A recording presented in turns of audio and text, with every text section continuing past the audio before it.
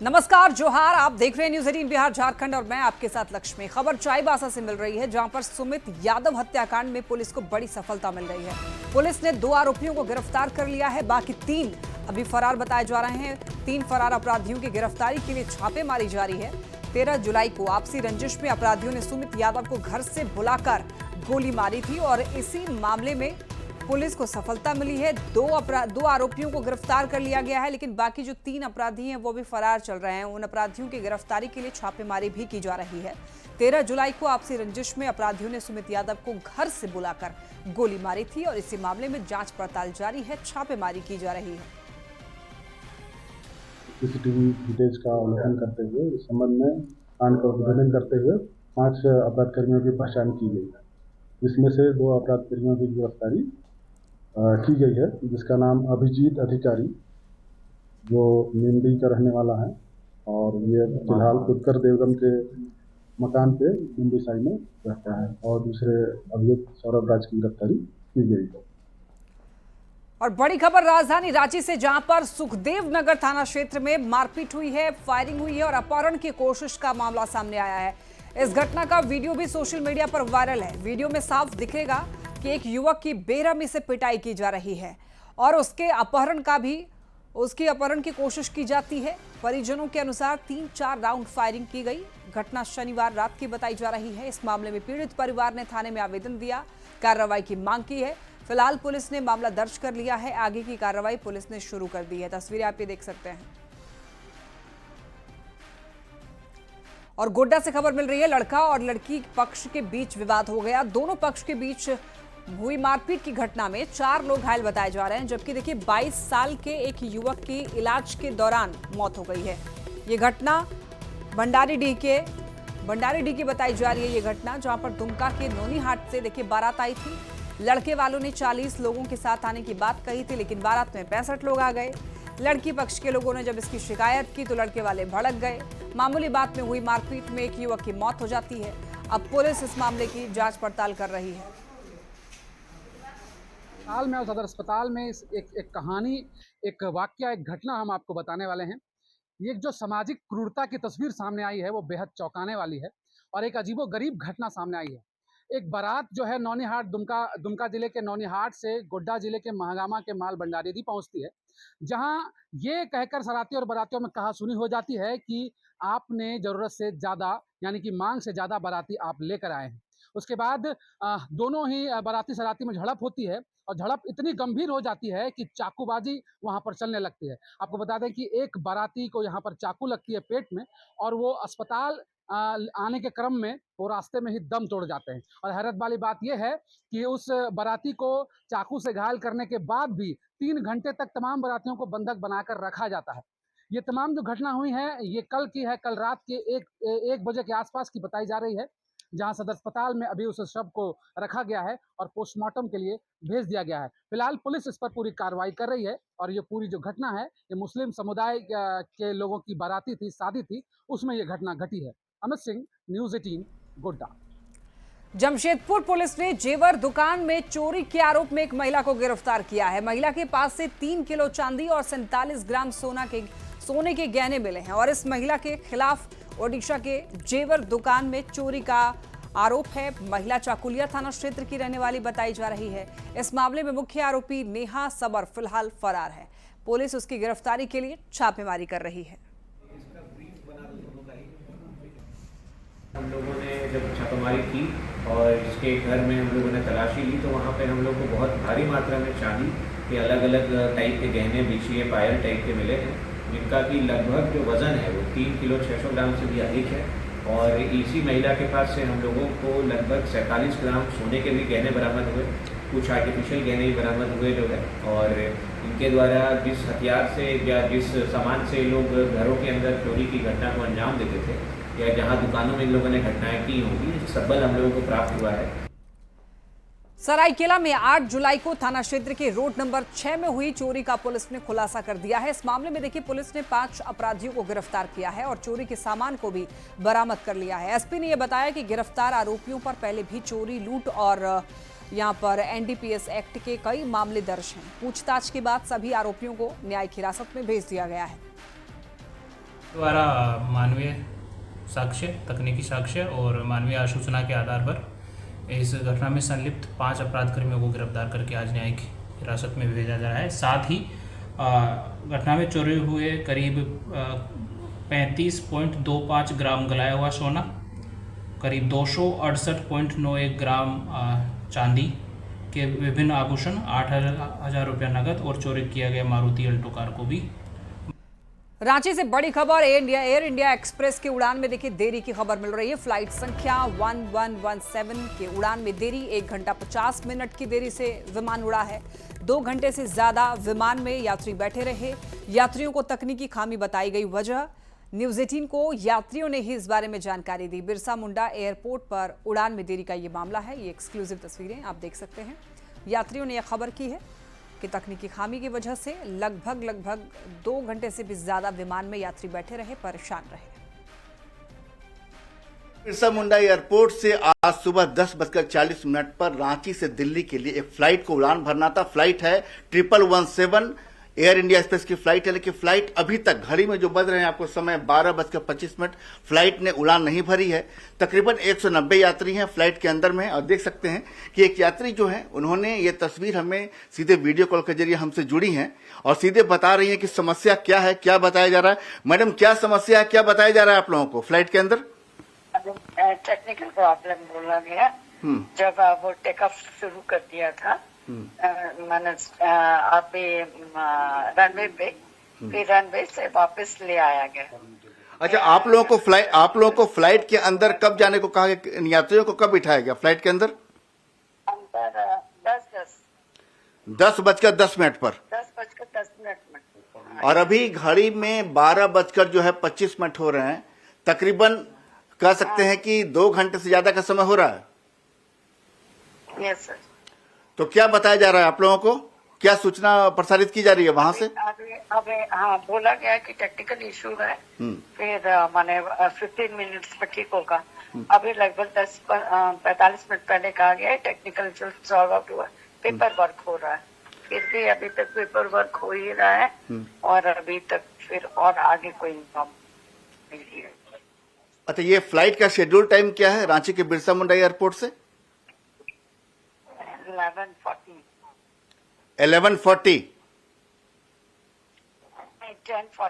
10:40 यानी 10:40 पर इससे उड़ान भरना था। यस, अब रनवे पे 10 कदम बैक हुआ होगा तब कुछ प्रॉब्लम आया है, पता चलेगा। कैमरामैन संजीत तिवारी के साथ संजय कुमार सिन्हा, न्यूज़ 18 रांची। गोड्डा सांसद निशिकांत दुबे इन दिनों अपने सियासी विरोधियों के निशाने पर हैं। अभी हाल ही में एक इंटरव्यू में उन्होंने कहा था कि देश में 15 साल तक प्रधानमंत्री पद की कोई वैकेंसी नहीं है। उनके इस बयान पर कांग्रेस और जेएमएम ने तंज कसा और ये कहा कि निशिकांत दुबे पार्टी में बड़ा पद पाने के लिए इस तरह के बयान दे रहे हैं। देखिए, निशिकांत दुबे जी की बस एक ही ख्वाहिश रह गई है। वो कहावत है ना कि मेरे पैरों में घुंघरू बंधा दे तो फिर मेरी चाल देख ले। कितने बार के सांसद बन लिए और बेचारे को जो मंत्रिपरिषद में जगह चाहिए वो नहीं मिल पा रही है, तो तमाम तरह की चीजें कहेंगे। जो भी पराकाष्ठा होती है उसको चापलूसी कह सकते हैं, क्योंकि कोई संगठन का आदमी किसी व्यक्ति के बारे में नहीं बोल सकता है। निशिकांत दुबे जी का ये स्वार्थ सिद्धि, कैसे हम महफूज रहें, आने वाले दिनों में मंत्री पद भी मिल जाए, इसी जुगाड़ में तरह तरह की स्तुति ये कर रहे हैं। 7 बार के बीजेपी विधायक सीपी सिंह ने इसे गोड्डा सांसद निशिकांत दुबे का व्यक्तिगत बयान बताया। उन्होंने कहा कि पार्टी में बड़ा कोई नहीं होता। हालांकि बीजेपी विधायक ने यह जरूर कहा कि बीजेपी को आगे ले जाने में पीएम मोदी ने बड़ी भूमिका निभाई है। दुबे सांसद जी का जो बयान है ये उनका अपना व्यक्तिगत बयान है। देखिए, हर व्यक्ति की अपनी सोच और समझ होती है, तो अपनी सोच और समझ के अनुसार उन्होंने बयान दिया है। लेकिन मैं सिर्फ इतना ही कहना चाहूँगा कि पार्टी से बड़ा कुछ नहीं होता है। और रांची से एक बड़ी खबर, मंत्री इरफान अंसारी के बेटे ने सारे पोस्ट हटा दिए हैं। कृष अंसारी ने सोशल मीडिया से सारे पोस्ट डिलीट कर दिए हैं। रील वायरल होने के बाद ट्रोल हुए थे काफी। सोशल मीडिया से सभी वीडियोस को हटा दिया गया है। प्रोफाइल में लगे फोटो को भी हटा दिया है। अब अपने बयानों को लेकर अक्सर सुर्खियों में रहने वाले स्वास्थ्य मंत्री इरफान अंसारी के बेटे कृष अंसारी ने रांची के रिम्स अस्पताल में जायजा लिया। वीडियो में कृष अंसारी अपने दोस्तों के साथ मरीजों का हाल पूछते हुए नजर आए।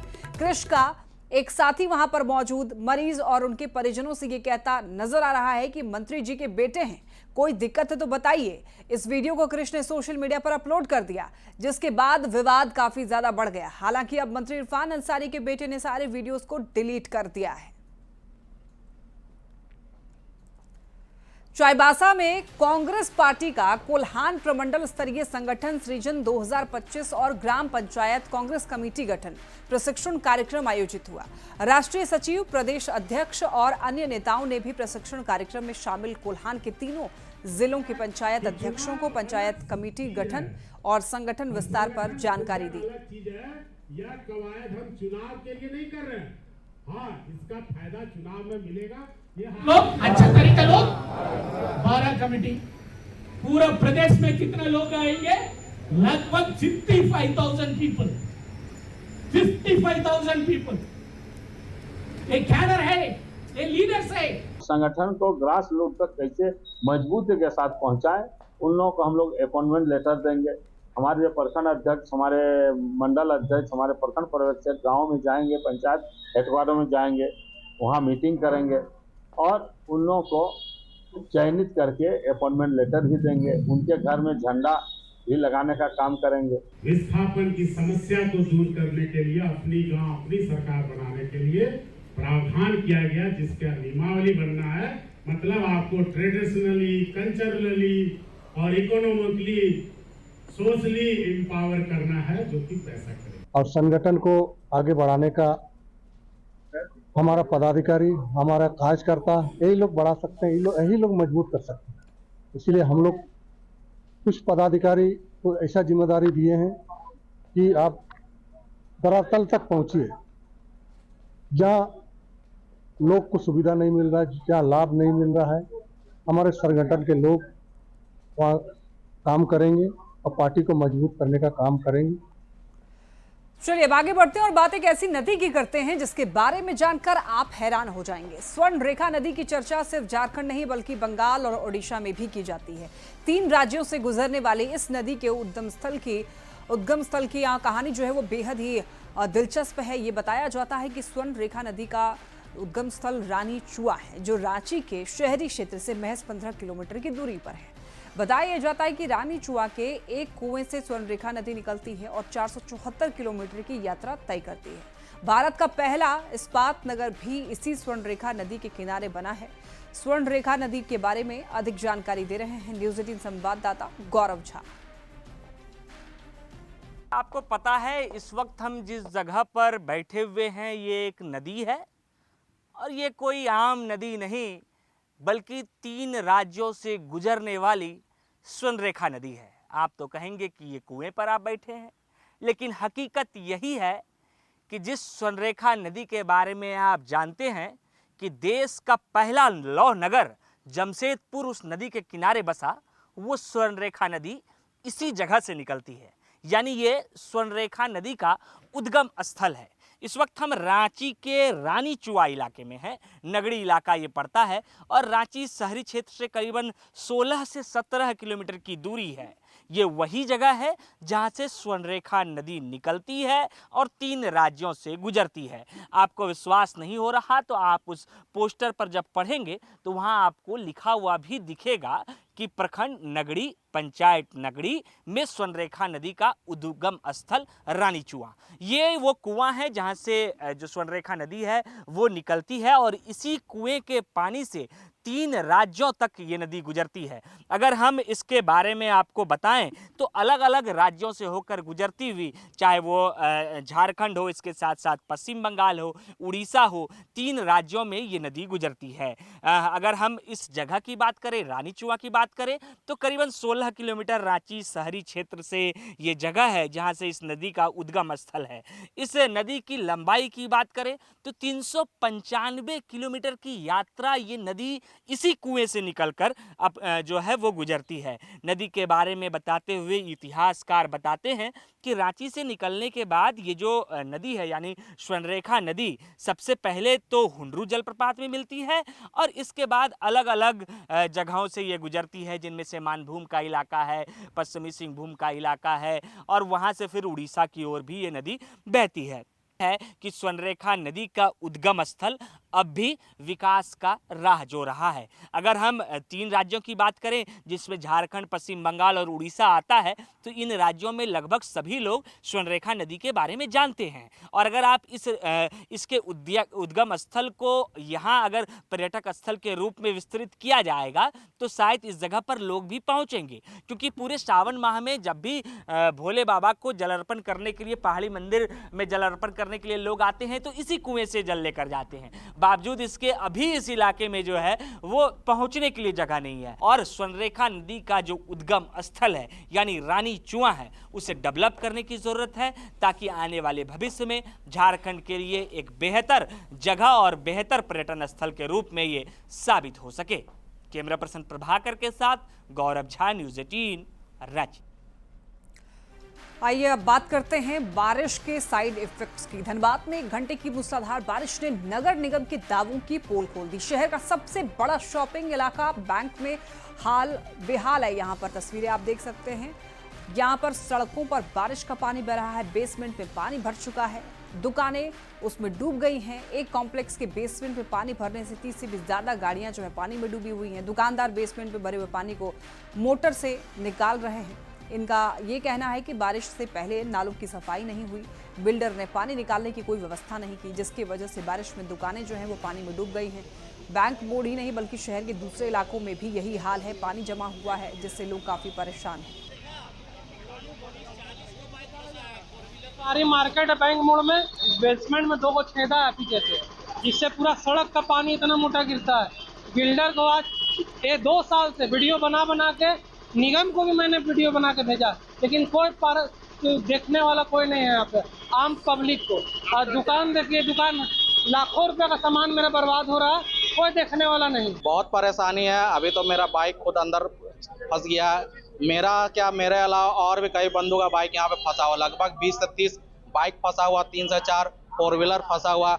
यानी कि एक बारिश में ये हाल हो जाता है हमारे देखिए बेसमेंट का। यानी कि ये पूरा अगर हम कहेंगे तो धनबाद नगर निगम का पूरा फेलियर है यहाँ पे। ये स्थिति तो यहाँ का हमेशा रहता है, जब भी बारिश होता है, जब हमेशा यही स्थिति रहता है। आने जाने वाले लोगों को बहुत प्रॉब्लम होता है। थोड़ा बारिश होता है बस यही स्थिति हो जाता है, पानी जम जाता है पूरा। हाँ, हमेशा यही होता है। कितने लोग इसमें गिर जाते हैं। धनबाद में 1 घंटे की बारिश लोगों के लिए आफत और मुसीबत बन गई। नगर निगम की उदासीनता के कारण धनबाद का धड़कन कहा जाने वाला बैंक मोड़, जहां पर कि विभिन्न मार्केट कॉम्प्लेक्स के बेसमेंट में लगभग 8 से 10 फीट बारिश का पानी जमा हो गया है। अभी हम जहां खड़े हैं यह बैंक मोड़ का इलाका है और यहां पर आप देख सकते हैं कि पूरे बेसमेंट में 8 से 10 फीट पानी जमा है और इस पानी के अंदर इस पूरे बिल्डिंग में काम करने वाले लोगों के लगभग 25 से 30 2 पहिए वाहन और 2 से 4 पहिए वाहन पूरी तरीके से डूब चुके हैं और कई दुकानें डूबी है। इससे लोगों को काफी नुकसान हुआ है और साथ ही साथ काफी परेशान है और लोग निगम को और इस बिल्डर को पूरी तरीके से जिम्मेदार ठहरा रहे हैं। संजय गुप्ता, न्यूज़ 18 धनबाद। देखिए, मानसून की बारिश रुकने के बाद रविवार को छुट्टी के दिन पतरातू लेक में पर्यटकों की भारी भीड़ देखने को मिली। पर्यटकों ने नौका विहार, स्पीड बोट और यहां पर घुड़सवारी के भी लुत्फ उठाए हैं। बच्चों ने चिल्ड्रन पार्क में मस्ती की है। अधिक जानकारी दे रहे हैं न्यूज़ 18 संवाददाता जावेद खान। बारिश थमने के बाद पतरातू लेक में पर्यटकों की भीड़ लगातार बढ़ रही है। चूंकि आज रविवार भी है, ऐसे में पर्यटक लगातार यहाँ पहुँच रहे हैं, नौका विहार कर रहे हैं, स्पीड बोट की सवारी कर रहे हैं। यहाँ पर कुछ लोग हैं जिनसे बात करेंगे। क्या आपका नाम है? मेरा नाम अमृता है। अच्छा, क्या आपने नौका विहार कर लिया? हाँ, अभी जस्ट करके आए हैं। कैसा लगा आपको? बहुत ही खूबसूरत लग रहा है। बारिश के दिनों में ना पतरातू एकदम दुल्हन की तरह सज गई है। अच्छा, दुल्हन की तरह सज जाता है। हाँ, और एकदम हरी हरी वादियाँ बहुत ही, और नौका विहार करके इतना साफ पानी, बहुत साफ पानी है। मतलब नौका विहार करके मजा आ गया। हाँ हाँ। मेरा नाम श्रुति है। कैसा लगा आपको? बहुत ज़्यादा साफ था। बोटिंग अच्छा लगा? बोटिंग काफ़ी ज़्यादा अच्छा था, और इतना एक्सपेक्टेशन भी नहीं था कि पानी इतना साफ मिलेगा, क्योंकि यहाँ पर बहुत सारा स्टॉल है। इसका आप लोग यहाँ पर छुट्टी मनाने आई हैं? यस। तो यहाँ पर नाविक संघ के अध्यक्ष है, आज पर्यटक पूरा भरा हुआ, कैसा लगा? आज तो बड़ी हमको खुशी लग रही है इसमें। यानी आज करीब 15 दिन से हम लोग बारिश के अभाव में कुछ कमा भी नहीं पाए। बारिश ज़्यादा हो रहा था? बहुत ज़्यादा बारिश हो रहा था।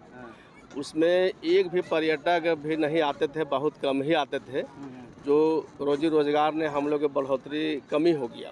अच्छा। अभी तो आज तो संडे है, बड़ी अच्छा लग रहा है। मौसम भी खुला, मौसम खुल गया, बड़ी खुशी हमको लग रहा है कि हम लोग ग्रामीण जितने भी यहाँ नाव चलाते हैं, अब हम लोग को उम्मीद है कि आज कुछ हम लोग के चूल्हा सबके यहाँ जलेगा और बहुत अच्छा से हम लोग आज खुशी मनाएंगे। तो आप देख सकते हैं इस तरफ नज़ारे को, लेक के नज़ारे को। लगातार पर्यटक यहाँ पहुँच रहे हैं, नौका विहार कर रहे हैं, स्पीड बोट की सवारी कर रहे हैं। चूँकि लगातार जो बारिश हो रहा था, उसके बाद जो है पर्यटकों का आना यहाँ पर कम हो गया था। लेकिन आज संडे भी है, छुट्टी का दिन है और आसमान खुला हुआ है, ऐसे में पर्यटक यहाँ लगातार पहुँच रहे हैं, फ़ोटो शूट करा रहे हैं, रील्स बना रहे हैं, खूब मस्ती कर रहे हैं। जावेद खान, न्यूज़ 18, रामगढ़। खबर बोकारो से, जहां पर लोग बैरिकेडिंग तोड़कर जर्जर पुल से आना जाना कर रहे हैं और खेतकों में प्रशासन ने भारी वाहनों के लिए दामोदर नदी पुल को बंद कर दिया है। लेकिन उसके बाद भी लोग इस पुल से भारी वाहन लेकर आना जाना कर रहे हैं और जिस तरह से लोग प्रशासन के निर्देशों को तोड़ रहे हैं, वो भारी पड़ सकता है इन पर। स्थानीय लोग मजबूत बैरिकेडिंग की मांग कर रहे हैं ताकि पुल को बचाया जा सके और यहाँ पर हादसे को रोका जा सके। इस जो खेतको पुल है, इसमें जिला प्रशासन की ओर से बैरिकेडिंग लगाया गया है कि भारी वाहनों का आवागमन प्रतिबंध है। इसके बावजूद भी कुछ गाड़ियां ऐसी है जो ज़बरदस्ती रात में पार कर करके, जो जिला प्रशासन की ओर से आप देख सकते हैं कि पूरा कमज़ोर चैनल लगाया गया है, जिसके वजह से कोई भी भारी वाहन आता है और हमड़ मार के एंगल को टेढ़ा करके फिर पार हो रही है। झारखंड कांग्रेस के कार्यकारी अध्यक्ष बंधु तिर्की एक सफल किसान भी हैं। जब भी मौका मिलता है वो खेत में उतर जाते हैं और इन दिनों अपने गांव बंधोरा में धान की फसल यहां पर रोपते हुए दिखाई दिए। अपने खेत में यहां पर हल चलाते हुए दिखाई दे रहे हैं। खेत में हल चलाने के बाद बंधु तिर्की ने धान की रोपनी भी की है और इस काम में उनके दोनों बेटे भी साथ दे रहे थे। बंधु तिर्की का यहाँ पर ये कहना है कि खेती और किसानी की परंपरा उन्हें ज़मीन से जोड़े रखती है और वो नई पीढ़ी को भी अपनी परंपरा से जोड़ने का संदेश दे रहे हैं। और ये कोई पहला मौका नहीं है, जब समय मिलता है बंधु तिर्की खेत में नजर आते हैं।